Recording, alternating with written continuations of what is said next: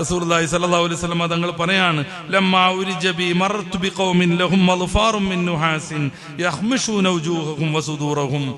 ചെമ്പിന്റെ നഖം കൊണ്ട് അവരുടെ ഹൃദയവും അവരുടെ മുഖവും ഇങ്ങനെ മാന്തി കുഴിയാക്കിക്കൊണ്ടിരിക്കുന്ന കുറെ ആളുകളെ ഞാൻ കണ്ടു. ഞാൻ ചോദിച്ചു, മൻ ഹൗലായ ജിബ്രീൽ, ആരാണിവർ? ഖാല ഹൗലായി അല്ലദീന യഅകുലൂന ലുഹൂമൻ നാസ്, ജനങ്ങളുടെ പച്ചമാംസം തിന്നുന്നവരാണ്, ഗീബത്ത് പറയുന്നവരാണ്.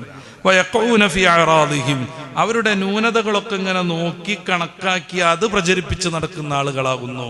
ആവശ്യമുണ്ടോ എന്ന് നമ്മൾ ആലോചിക്കുക. മാംസം തിന്നുന്നവർ. പരിശുദ്ധ ഖുർആനിൽ മറ്റു പല തെറ്റുകളെയും പറഞ്ഞ രീതിയിലല്ല ഗീബത്തിനെ കുറിച്ച് പറഞ്ഞത്. സൂറത്തുൽ ഹുജറാത്തിന്റെ 12-ാമത്തെ വചനം ശ്രദ്ധിക്കുക. ആരെങ്കിലും സഹോദരന്റെ മാംസം തിന്നാൻ ആഗ്രഹിക്കുമോ എന്ന്. അത് വെറുപ്പാണെങ്കിൽ അതിലേറെ മാരകമാണ് ഗീബത്ത് എന്ന് ഖുർആൻ നമ്മളെ പഠിപ്പിക്കുന്നു. അതാണ് റസൂലുള്ളാഹി പറയുന്നത്. അവരവരുടെ മുഖം മാന്തി പൊളിക്കുന്നു, അവരുടെ നെഞ്ചു മാന്തി പൊളിച്ചുകൊണ്ടിരിക്കുന്നു. അബൂ ദാവൂദ് റഹ്മഹുല്ലാഹ് റളിയല്ലാഹു അൻഹു ഈ ഹദീസ് റിവായത്ത് ചെയ്യുന്നുണ്ട്.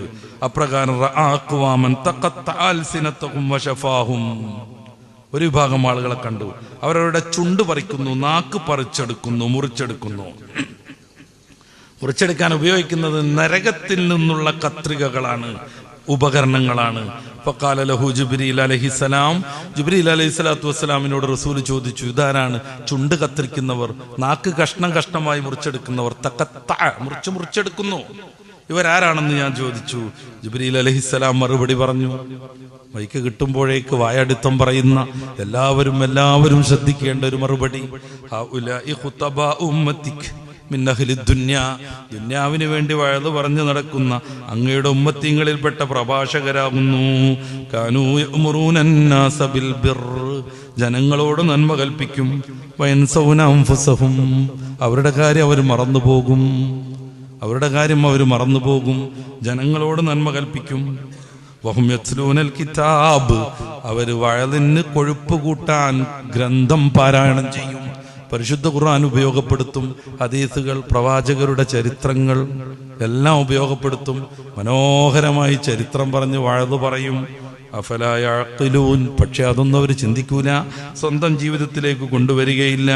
ഇമാം അഹ്മദ് റളിയല്ലാഹു അൻഹു നിവേദനം ചെയ്യുന്ന ഹദീസാണിത്. വേദി കെട്ടി മൈക്ക വെച്ച് തന്നെ അങ്ങനെ ആവണമെന്നില്ലെന്ന് ഓരോ ശ്രോതാവും ശ്രദ്ധിക്കുക. മക്കളെ വിളിച്ചിട്ട് ഇന്നൊക്കെ കാട്ടണമെന്ന് ഉപദേശിക്കും. മൊബൈൽ ഫോൺ കിട്ടിയാൽ നമ്മൾ അതിനപ്പുറം മാരകമായത് കാണും. ഭാര്യനോട് ഇങ്ങനെ ആവണമെന്ന് പറയും.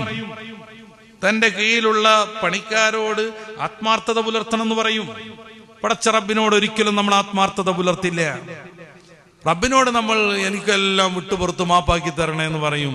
നമ്മുടെ കൂട്ടുകാരിൽ നിന്ന്, സഹോദരനിൽ നിന്ന്, മകനിൽ നിന്നുണ്ടായ എന്തെങ്കിലും ഒരു അപാകം അവന് വിട്ടുപൊറുക്കാൻ നമ്മൾ സന്നദ്ധരാവുകയേയില്ല. പ്രഭാഷകർ എന്ന് പറഞ്ഞാൽ സ്റ്റേജ് കെട്ടി വയലറിയുന്നവരെന്ന് മാത്രം മനസ്സിലാക്കരുത്. എല്ലാ ഉപദേശികളും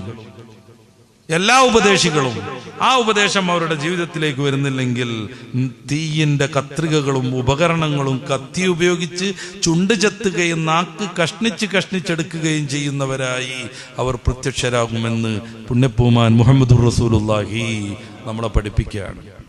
മിഅ്റാജ് മനുഷ്യനെ എല്ലാ അർത്ഥത്തിലും ആത്മീകമായി പുരോഗതി നൽകാനുള്ളതാണ്, നിസ്കാരം മുതൽ മറ്റെല്ലാ സംഗതികളും.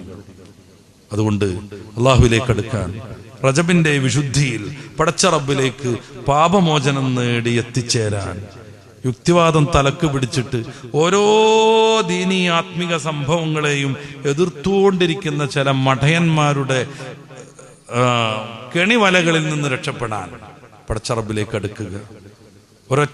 ഒരൊറ്റ യുക്തിവാദിക്കും, ദീൻ വിട്ടവനും അള്ളാഹു ഇല്ല എന്ന് ബോധ്യപ്പെട്ടത് കൊണ്ടാണോ നീ ദീൻ വിട്ടത് എന്ന് ചോദിച്ചാൽ അതേന്ന് പറയാനോ അത് തെളിയിക്കാനോ ധൈര്യമില്ല. ആർക്ക്? ഒരൊറ്റ യുക്തിവാദിക്കും. റിച്ചാർഡ് ഡോക്കിൻസ് മുതൽ രവിചന്ദ്രൻ സി വരെയുള്ള എല്ലാവർക്കും. പിന്നല്ല നമ്മുടെ നാട്ടിലെ ഏഴാംകൂലി യുക്തിവാദികൾ. ദൈവമില്ലെന്ന് നിങ്ങൾ ഈ പറയുന്ന സയന്റിഫിക് എവിഡൻസ് കൊണ്ട് നിങ്ങൾക്ക് തെളിയിക്കാൻ പറ്റുമെന്ന് ചോദിച്ചാൽ ഇല്ല. പിന്നെ എന്തിനാ നിങ്ങളെ യുക്തിവാദം? എന്തിനാ പിന്നെ നിങ്ങൾ ഇസ്ലാം വിട്ടത്? റസൂലുള്ളാഹി സ്വല്ലല്ലാഹു അലൈഹി വസല്ലം തങ്ങൾ ആയിഷ ബീവിനെ കല്യാണം കഴിച്ചില്ലേ? റസൂലുള്ളാഹി സ്വല്ലല്ലാഹു അലൈഹി വസല്ലം തങ്ങൾ മിറാജ് പോയില്ലേ? അതിന് പ്രകൃതി വിരുദ്ധമാണ് മുഅ്ജിസത്ത്. പ്രകൃതിക്ക് അനുകൂലമാകുന്ന നിയമങ്ങൾ എല്ലാവർക്കും ചെയ്യാവുന്നതും എപ്പോഴും സംഭവിക്കുന്നതുമാണ്. മുഅ്ജിസത്ത് അതിന് വിരുദ്ധമാണ്. അപ്പോ ഒരു 150-200 കിലോ ഉള്ള പോത്തും കൂടെ പാറേന്ന് ചോദിച്ചിട്ട് മാനം കെടാൻ നിൽക്കരുത്, സ്വയം പോത്തായി മാറരുത്. അള്ളാഹു നമ്മുടെ ഈമാൻ സംരക്ഷിക്കുമാറാവട്ടെ. ഹബീബായ നബിതങ്ങളെ പൂർണ്ണമായി ഉൾക്കൊള്ളാൻ, പരിശുദ്ധ ഇസ്ലാമിന്റെ ഓരോ ദർശനങ്ങളും സമ്പൂർണമായി അംഗീകരിക്കാൻ, അതുവഴി ജീവിതം ക്രമീകരിക്കാൻ, നല്ലവരായി ജീവിക്കാൻ, നല്ലവരോടൊപ്പം ഒരുമിച്ച് കൂടാൻ, നല്ലവരായി തന്നെ മരണപ്പെടാൻ പടച്ച റബ്ബ് നമ്മെ അനുഗ്രഹിക്കുമാറാവട്ടെ. നമുക്ക്